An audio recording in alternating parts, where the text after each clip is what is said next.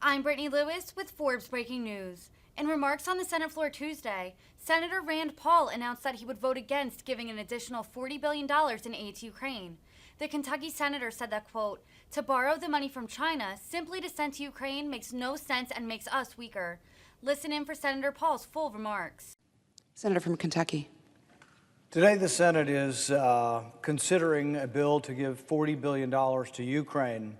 This bill brings up the questions of both constitutionality and also affordability.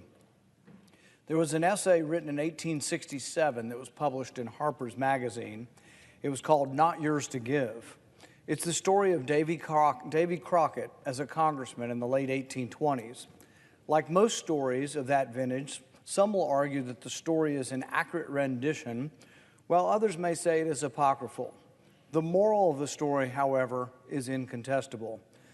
Davy Crockett only served 2 terms in Congress, but on one day in Congress, he was confronted with a bill to give money to the widow of a military officer.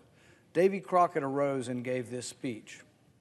Mr. Speaker, I have as much respect for the memory of the deceased and as much sympathy for the suffering of the living, if suffering there be as any man in the house, but we must not permit our respect for the dead or our sympathy for a part of the living to lead us into an act of injustice to the balance of the living.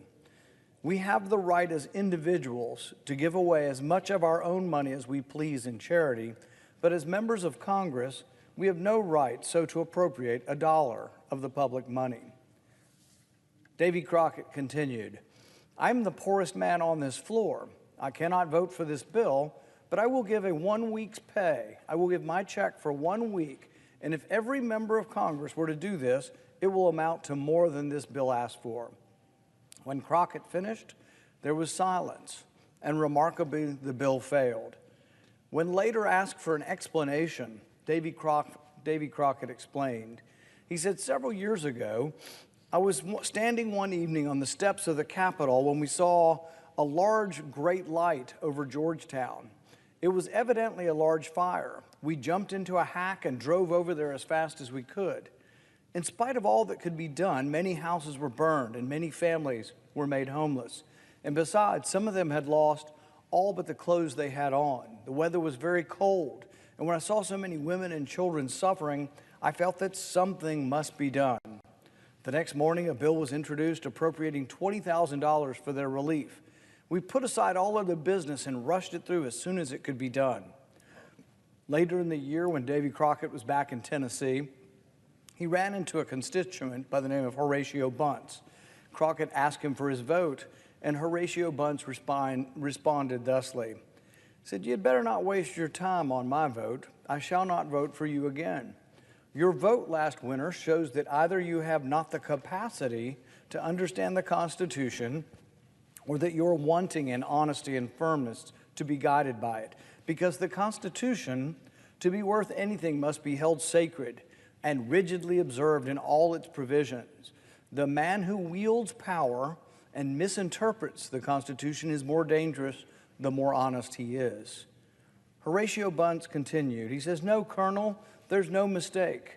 The newspapers say that last winter you voted for this bill to give $20,000 to some who suffered from a fire in Georgetown. Is that true? Congressman Crockett answered him, well, my friend, I may as well own up. You've got me there. But certainly nobody would complain that a great and rich country like ours couldn't give $20,000, the insignificant sum of $20,000 to relieve its suffering women and children. Horatio Bunce replied to Congressman Crockett. He said, the power of collecting and dispersing money at pleasure is the most dangerous power that can be entrusted to a man. While you are contributing to relieve one, you are drawing it from thousands who are even worse off than he. If you had the right to give anything, the amount was simply a matter of discretion with you. And you had as much right to give 20 million as to give 20,000. If you have the right to give to one, you have the right to give to all. And as the Constitution neither defines charity nor stipulates the amount, you are at liberty to give to any and everything which you may believe or profess to believe is a charity. and to any amount you may think proper. No, Colonel Crockett, Congress has no right to give charity. Individual members may give as much of their own money as they please, but they have no right to touch a dollar of the public money for that purpose. If twice as many houses had burned in this county in Tennessee as had in Georgetown, neither you nor any other members of Congress would have thought of appropriating a dollar for our relief. Bunce informed Crockett that if each congressman had shown their sympathy for the fire victims by giving 1 week's pay, it would have nearly covered the cost. But it was easier simply to give other people's money. Bunce continued, "The people about Washington no doubt applauded you for relieving them from the necessity of giving by giving what was not yours to give. The people have delegated Congress by the Constitution the power to certain things. To do these, it is authorized to collect and pay monies, and for nothing else. Everything beyond this is usurpation and a violation of the Constitution. So you see, Colonel, you have violated the Constitution in what I consider a vital point. It is a precedent fraught with danger to the country, for when Congress begins to stretch its power beyond the limits of the Constitution, there is no limit to it and no security for the people. Today we are faced with a vastly greater sum of money than $20,000. We are faced with $40 billion to be gifted to Ukraine. A noble cause, no doubt, a cause for which I have great sympathy and support, but a cause for which the Constitution does not sanction or approve of. Now, we could ask, as Davy Crockett did, if each member of the Senate would like to contribute individually to Ukraine. But of course, that would simply serve to demonstrate the enormity of the gift. To come up with $40 billion, each senator would need to give $400 million. Not a likely scenario. It's much easier to spend such exorbitant amounts if you're spending someone else's money. But even if the senators won't agree to contribute their own money, surely we're a rich country and can afford it. Well, not exactly. The U.S. debt now approaches $30 trillion. In the past 2 years alone, we have added nearly $6 trillion in new debt. Inflation roars throughout the land, grocery bills are punishing the working class and poor, and gas prices exceed $5. Even before the pandemic bailouts, our country was running a $1 trillion annual deficit just to pay for its routine commitments. Putting aside the constitutionality of the $40 billion to Ukraine, isn't there a more fiscally responsible way this could be done? What about taking the $40 billion from elsewhere in the budget? The U.S. spends more on our military than the next 8 countries combined. Couldn't Congress simply shift over the $40 billion and not add to the debt? In the defense of Ukraine, if the defense of Ukraine is really in our national security interest, shouldn't the gift come from our military budget? What about cutting wasteful spending? My office cataloged over $50 billion in waste. I don't know about you, but couldn't we cut programs like the $1 million study to see if taking selfies of yourself while smiling and then looking at these selfies later on, if that makes you feel good? Or couldn't we cut the budget of the National Science Foundation that spends billions of dollars studying such burning questions as, do Panamanian city frogs have a different mating call than the country frogs? Couldn't we maybe cut the $2 million the NIH spent studying cafeterias to see if someone in front of you sneezes on the food, whether you're more or less likely to eat that food? Couldn't we maybe cut the money spent on Japanese quail, studying whether or not they're more sexually promiscuous or not when you give them cocaine?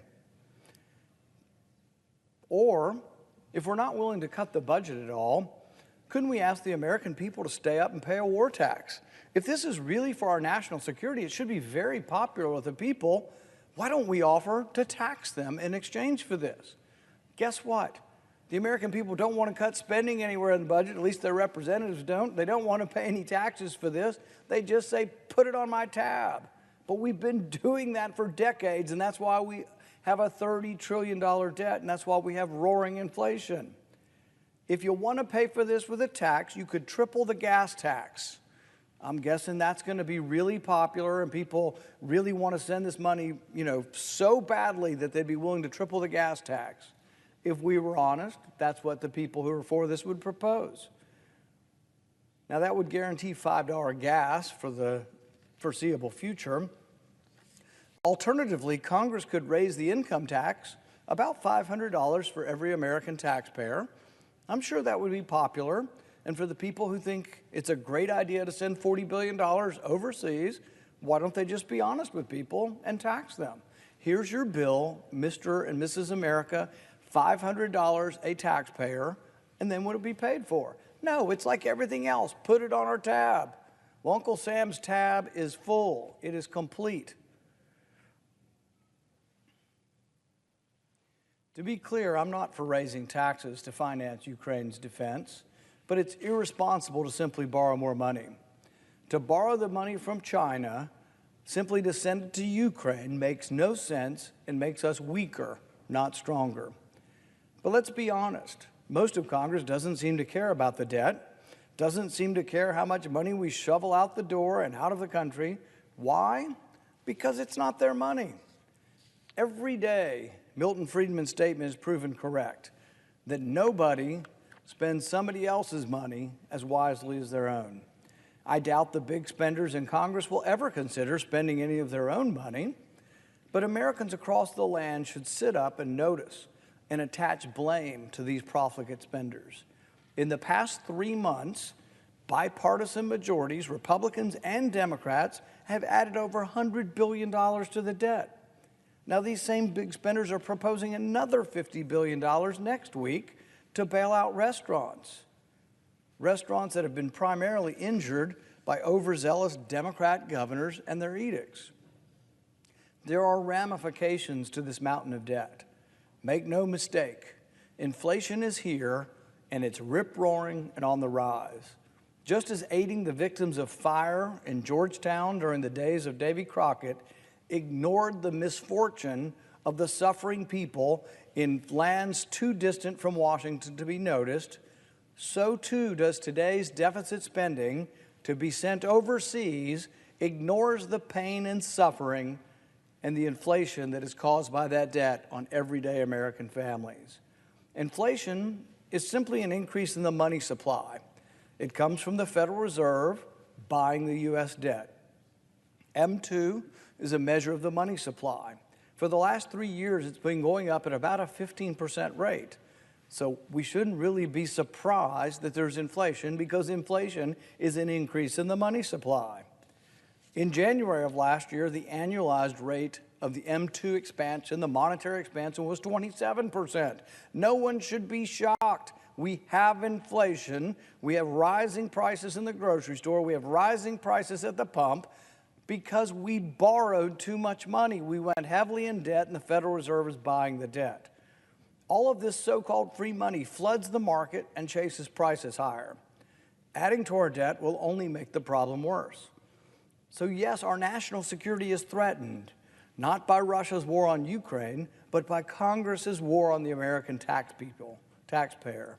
The vast majority of Americans sympathize with Ukraine and want them to repel the Russian invaders.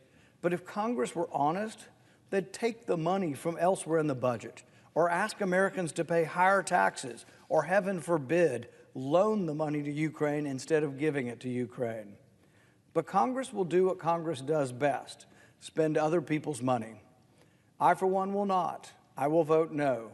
Somehow, somewhere, a voice of fiscal sanity must remain vigilant, must remain stalwart and steady in a sea of fiscal madness.